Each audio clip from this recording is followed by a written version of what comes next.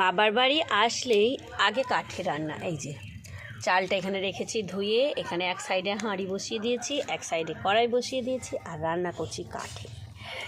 কাঠের রান্না কিন্তু খেতে দারুণ টেস্টি হয়। আর গ্রামের মেয়ে এটুকুনি তো জানতেই হবে, ঠিক না? আর এত ঠান্ডা লেগেছে, কালকে হাওয়ায় হাওয়ায় এসেছি, দারুণ ঠান্ডা লেগেছে।